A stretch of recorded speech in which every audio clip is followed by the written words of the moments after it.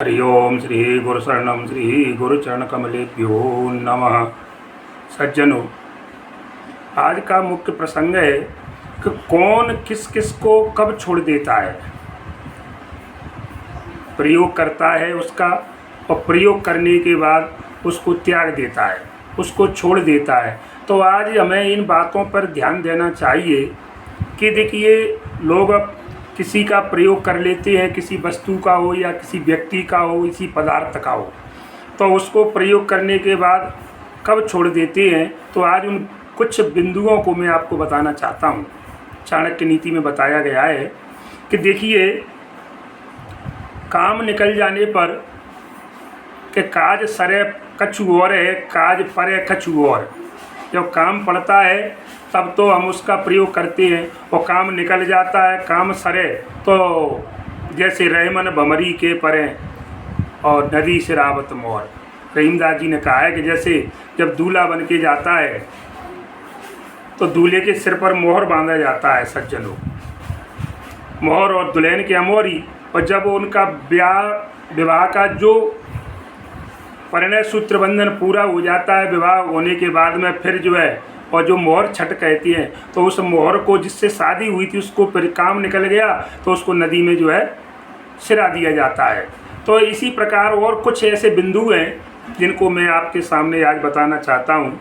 देखिए, चाणक्य नीति में बताया गया है कि निर्धनम पुरुषम वैश्या प्रजा भगनम नृपम त्यजेतः खगाबीत फलम वृक्षम भुक्त्वा चाभ्यागतो ग्रहम।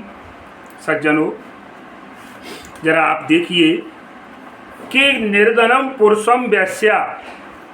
देखिए, जो वैश्या जिसे व्यभिचारिणी कहते हैं, जो उनका व्यवसाय होता है पर पुरुषों को अपने पास लाना और उनसे पैसा लेकर उनके साथ गलत व्यवहार करना, तो केवल वैश्या कब तक पुरुषों को अपने पास बुलाती है जब तक उसके पास पैसा है। और जब पैसा उसको खींचती जाएगी, लेकिन जब वो गरीब हो जाता है, उसके पास पैसा नहीं रहता देने के लिए सज्जनों, तो फिर वो वैश्या जैसे निर्धन पुरुष का त्याग कर देती है। फिर जब गरीब हो जाता है तो उसके बाद उसका वो त्याग कर देती है, पर क्योंकि उसके मतलब का नहीं है। तो ध्यान दीजिए, हम ऐसा कार्य न करें जिससे कोई हमें त्याग है। तो जैसे निर्धन पुरुष को वैश्या त्याग देती है सज्जनों, एक बात है। जो दूसरी बात आती है, प्रजा भगनम नृपम त्यजेत। प्रजा छोड़ देती है राजा को। कैसे राजा को? जो अपने आप में टूट जाता है या पराजित हो जाता है। देखिए, प्रजा का विश्वास राजा पर कब तक रहता है? जो राजा उनको सुरक्षा देता है। यदि किसी दूसरे राजा के द्वारा आक्रमण कर दिया गया और वो राजा पराजित हो जाता है, हार जाता है, तो वो प्रजा भी उस राजा को छोड़ देती है। प्रजा केवल राजा की कब तक थी? जब तक उसके पास सामर्थ्य थी, शक्ति थी। और जब राजा बलहीन हो जाता है, अर्थात पराजित हो जाता है, दूसरे के द्वारा पराजित हो जाता है ना सज्जनों, तो फिर जो है प्रजा उसको जो है छोड़ देती है, क्योंकि फिर वो उनके काम का नहीं रहता। दो बातें मैंने बताई कि वैश्या निर्धन पुरुष को त्याग देती है, जब तक पैसा है तब तक उसको अपना स्वामी मान करके चलती है। और राजा जब तक शक्तिशाली है, प्रजा उसका साथ देती है। और जब वो कमज़ोर हो जाता है तो राजा को भी प्रजा छोड़ देती है। जैसे मरे हुए पशुओं को, जो उसके जो परजीवी होते हैं, जैसे अपन क्या कहें, जूं कहें, पिस्सू कहें, और जैसे एक करीली होती है जो चिपकी रहती है खाल में, तो जब मरने के बाद सज्जनों वो भी जो है जब तक जीवित है तो उसके शरीर से खून पीती है, और उसके बाद वो भी उसे छोड़, मरे हुए पशु को भी जो है और परजीवी छोड़ जाते हैं। इसके बाद अगला पॉइंट बता रहा हूँ कि खगाबीत फलम वृक्ष। खगा माने पक्षी। पेड़ पर आते हैं काय के लिए? फल को प्राप्त करने के लिए, फल खाने के लिए। और जब सज्जनों उस पेड़ से उनका बड़ा लगाव रहता है, कब तक? जब तक उसमें फल रहते हैं। लेकिन जब वो फल ख़त्म हो जाते हैं तो उस पेड़ की तरफ फिर पक्षी जो है आँख उठाकर नहीं देखते, अर्थात तो उसकी तरफ आते नहीं है। तो पक्षी जो है बिना फलों के पेड़ों को जो है छोड़ जाते हैं। तो ये क्या है कि सुर नर मुनि जन की ये रीति और स्वार्थ लाग करें सब। तो सब संसार स्वार्थ का है ये हम जानते हैं, लेकिन फिर भी मानते नहीं है सज्जनों। और भुक्त्वा चाभ्यागतो गृहम, अभ्यागत अतिथि को कहती है, मेहमान को कहती है। तो जैसे कोई अतिथि हमारे घर पे आता है तो अतिथि को जैसे हमने भोजन कराया, तो भोजन करने के बाद महाराज और वो मेहमान भी उन घरों को छोड़ देते हैं, क्योंकि उनका जो मुख्य मकसद था, उनका उद्देश्य था, वो पूरा हो गया। भोजन के लिए आए थे और उनका भोजन, जब तक भोजन नहीं कराओगे तब तक आपके घर बैठे रहेंगे। अब भोजन कराया वैसे ही वो वहाँ से चल जाएंगे। तो देखिए भोजन करने के बाद अतिथि मेहमान चले जाते हैं, फल प्राप्त होते रहते हैं, तब तक तो पक्षी रहते हैं उनके पास, पेड़ के पास आते रहते हैं, लेकिन फलों के बीतने पर पक्षी भी उस फल को जो है छोड़ देते हैं। तो मैंने ये बातें बताता जा रहा हूँ, आप इनको ध्यान से सुनते रहिए। ये बड़ी अमूल्य बातें हैं और इनसे हमें शिक्षा ग्रहण करनी चाहिए। और ऐसा न कि जब हमारा काम पड़ रहा है तब तो हम उनसे प्रयोग में लें, लेकिन उसके बाद हमको नहीं। अरे भाई, जब बुरे समय में हमारे सब भूखे थे तब पेड़ ने हमको फल दिया, किसी अतिथि को भोजन कराया, किसी गृहस्थ ने, तो हमें उनका भी तो ध्यान रखना चाहिए। ऐसा नहीं कि काम निकलने के बाद हमें उनको पहचानते नहीं, काम निकल गया तो हम पहचानते नहीं, ये तो ठीक बात नहीं है। इसके बाद गृहीत्वां दक्षिणं विप्र त्यजंती यजमानकम, यजमान माने यजमान को जिजमान जिसे कहते हैं। तो जो ब्राह्मण लोग होते हैं, जब तक देखिए भोजन के बाद में दक्षिणा, जैसे कोई प्रोग्राम आया, 7 दिन का प्रोग्राम है, तो तब तक नहीं, जब तक उसकी जब तक महाराज, जैसे भागवत करी पंडित जी ने, 7 दिन का प्रोग्राम है, 7 दिन के बाद में अगर उनको उसी दिन उनको दक्षिणा दे दी, उनकी जो भी आपकी क्षमता के आधार पर, या उनने जो आजकल तो पहले ही माने ठहर करके आते हैं कि हमें इतना पैसा चाहिए, तो महाराज जब तक संकल्प छूटता नहीं है, संकल्प कर दिया, उनकी दक्षिणा उनको दे दी, तो फिर वो कहते हैं हमें तो बहुत आवश्यक कार्य है, दूसरी जगह जाना है।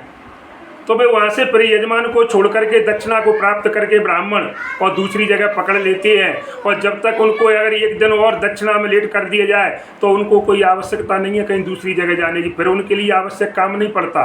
और दक्षिणा मिल गई तो उनको 100 जरूरी काम पड़ जाते हैं। तो ब्राह्मण दक्षिणा को प्राप्त करने के बाद वो यजमान को छोड़ देते हैं, फिर वो यजमान से उनका कोई संबंध नहीं रहता सज्जनों। और कितनी सुंदर बात कही है आगे कि प्राप्त विद्या गुरुम शिष्या,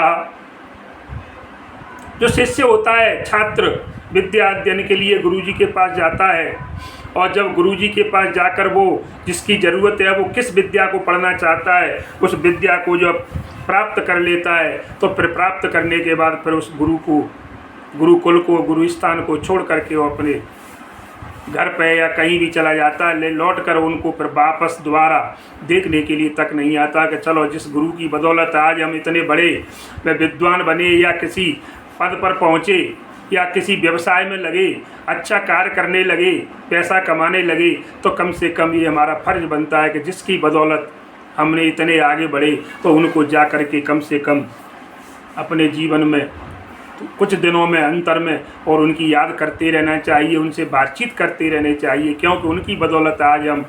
तो कहने का मतलब है, जैसे माता पिता को बच्चा केवल कब तक याद करता है, जब तक शादी नहीं होती तब तक माता पिता बड़े प्यारे लगते हैं, और लेकिन सज्जनों जब उसकी शादी हो जाती है, जब पत्नी आ जाती है, तो वही माता पिता उसके लिए दुश्मन के समान लगने लगते हैं। फिर उनसे अलग हो करके फिर माता पिता को अलग और अपनी रोटी अलग सेकने।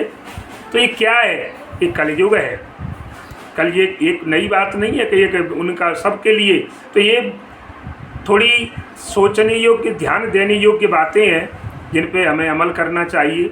और इनको सोचना चाहिए। तो प्राप्त विद्याम गुरुम शिष्या, और उसके बाद बताया दग्धारण्यम मृगास्तथा। दग्धारण्यम लास्ट बिंदु है मेरा सज्जनों आपको, कि दग्ध माने जलना, अरण्य माने जंगल।